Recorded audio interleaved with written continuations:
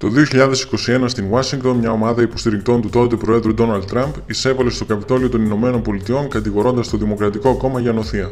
Στις αρχές του 2022, μια πομπή φορτηγατζίδων και των υποστηρικτών τους, εξοργισμένοι από τις εντολές εμβολιασμού κατά της COVID-19 και τους γενικότερους περιορισμούς λόγω της πανδημίας, παρέλυσε την Οτάβα, την πρωτεύουσα του Καναδά, για εβδομάδες. Οι διαμαρτυρίες τους οδήγησαν στην ιστορική εφαρμογή του νόμου έκτακτης ανάγκης. Πιο πρόσφατα, το 2024, αγρότες σε όλη την Ευρώπη, ιδίως στην Ολλανδία και τη Γαλλία, βγήκαν στους δρόμους για να αντισταθούν σε νέους περιβαλλοντικούς κανονισμούς που, όπως υποστηρίζουν, θα καταστρέψουν τα μέσα διαβίωσής τους. Χρησιμοποιώντας τα τρακτέρ τους, οι αγρότες μπλόκαραν δρόμους, λιμάνια και κέντρα διανομής, διαταράσσοντας τις αλυσίδες εφοδιασμού σε όλη την Ήπειρο. Τέλος, αυτόν τον Αύγουστο, στη βρετανική πόλη του Southport, διαδραματίστηκε η μεγαλύτερη εξέγερση της χώρας από το 2011. Η αιτία ήταν το μαχαίρωμα 3 παιδιών και ο τραυματισμός άλλων 10 ατόμων από έναν Βρετανό πολίτη με καταγωγή από τη Ρουάντα. Ο πρωθυπουργός της χώρας και αρχηγός του Εργατικού Κόμματος, Κέιρ Στάρμερ, τους αποκάλεσε ακροδεξιούς αγρίκους. Σε όλα αυτά τα περιστατικά παρατηρούμε το ίδιο μοτίβο: την εναντίωση της εργατικής τάξης στα κελέσματα και τα ιδανικά της mainstream αριστεράς. Αυτό δεν είναι πρόσφατο φαινόμενο. Παρά την κατά όνομα αφοσίωση της αριστεράς στην εργατική τάξη, η αριστερά μέσα στους αιώνες έχει βρεθεί επανειλημμένα απέναντι στην πλειοψηφία της εργατικής τάξης. Και αυτό λόγω του αποκομμένου ακαδημαϊκού χαρακτήρα που πάντα είχε και που τελευταία την καταβάλει. Η δεκαετία του 60 υπήρξε κομβική για τη μετάβαση της αριστεράς από τα εργατικά σωματεία στις αίθουσες των πανεπιστημίων. Εκείνη την περίοδο η Γαλλία εξαπέλυσε ένα μπαράζ αριστερών διανοούμενων όπως ο Σάρτρα, ο Λακάν, ο Ντέριντα και ο Φουκό μεταξύ άλλων, ο αντίκτυπος των οποίων είναι αισθητός στα πανεπιστήμια μέχρι και σήμερα. Και το 1967 ο Γερμανός ακτιβιστής Ρούντι Ντούτσκε διέδωσε το δόγμα της μακράς πορείας μέσα από τους θεσμούς, κατά το οποίο η αριστερά πρέπει να διεισδύσει στους μπορζουά ακαδημαϊκούς και πολιτικούς θεσμούς έτσι ώστε να τους μεταμορφώσει εν το μέσο. Αυτό που δεν προβλέψαν οι υποστηρικτές του δόγματος είναι ότι αυτή η άνοδος σε υψηλές θέσεις θα αποξενώσει την εργατική τάξη.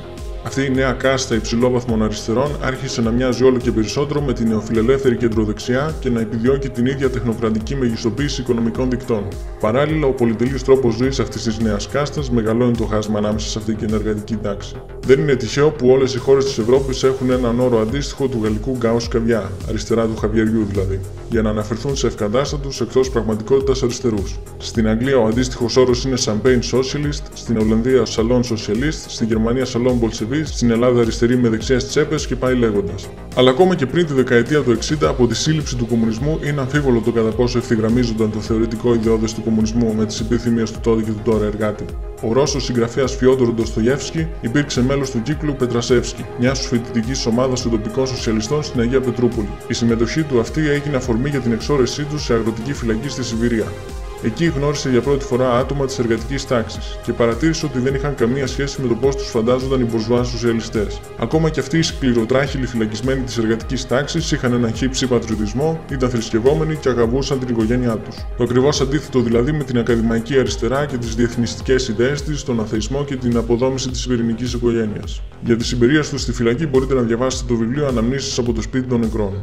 Όταν αυτή η μπορζουά αριστερά καλείται να απαντήσει για αυτό το φιλοσοφικό χάσμα ανάμεσα σε αυτή και το υποτιθέμενο κοινό της, η πιο συνηθισμένη απάντηση είναι ότι η εργατική τάξη του σήμερα έχει υποστεί πλήση εγκεφάλου από την φασιστική νεοφιλελεύθερη τάξη πραγμάτων και χρειάζεται αφύπνιση από την καλοσυνάτη αριστερή μπορζουά. Με άλλα λόγια, η εργατική τάξη δεν έχει ελεύθερη βούληση, οι εργάτες δεν ξέρουν τι είναι καλό για αυτούς και είναι έρμεα της προπαγάνδας των ψηλότερων τάξεων. Άρα η λύση είναι η μπλε μπορζουά να αντικατασταθεί από την κόκκινη μπορζουά, έτσι ώστε τουλάχιστον να λαμβάνει τη σωστή προπαγάνδα. Δεν εξετάζεται ποτέ το ενδεχόμενο ότι οι ανεξέλεκτες μεταναστευτικές ροές και ότι τα περιβαλλοντικά μέτρα πράγματι βλάπτουν την ντόπια εργατική τάξη. Αξίζει να σημειωθεί ότι όλα τα παραπάνω προβλήματα δεν είναι μόνο θεωρητικής φύσεως. Έχουν πραγματικές επιπτώσεις στην πολιτική. Για παράδειγμα, φέτος που ψηφίστηκε το νομοσχέδιο για τον γάμο των ομόφυλων ζευγαριών, το Κομμουνιστικό Κόμμα Ελλάδος βρέθηκε σε δύσκολη θέση. Έπρεπε ή να ικανοποιήσει το φοιτητικό παράρτημά του, υπερψηφίζοντας την απόφαση, ή να ικανοποιήσει την εργατική τάξη, η οποία ας πούμε απλά ότι δεν έχει τις ίδιες ευαισθησίες και βλέπει την ΛΟΑΤΚΙ ατζέντα σαν ένα ανεπαίσθητο είδος νεοφιλελεύθερου ιμπεριαλισμού. Προς τιμήν τους αποφάσισαν να κάνουν το δεύτερο και να αντιπροσωπεύσουν τη βούληση της τάξης στην οποία απευθύνονται, κάτι που τα περισσότερα αριστερά κινήματα στη Δύση δεν θα έκαναν. Εν κατακλείδη, η σαφρή σχέση της αριστεράς με την εργατική τάξη οφείλεται παραδόξως στο ταξικό χάσμα μεταξύ των εργατών και των θεωρητικών του σοσιαλισμού. Οι σοσιαλιστές, διανοούμενοι χαμένοι στις ακαδημαϊκές ονειροπολίσεις τους, επιτίθονται ακούσια σε θεσμούς που ξεπρόβαλαν οργανικά από την ίδια την εργατική τάξη. Η φιλοδοξία της αριστεράς να πλάσει μια νέα εργατική τάξη προσιλωμένη στα δικά της ιδανικά είναι η πιο τρανταχτή περίπτωση ταξικής πάλης στην σύγχρονη Δύση. Όσο η αριστερά συνεχίζει τον προσιλητισμό της σε μια καταφαντασία ενεργατιά, η πραγματική εργατική τάξη θα συνεχίσει να βρίσκει έκφραση στα λεγόμενα ακροδεξιά κόμματα και κινήματα.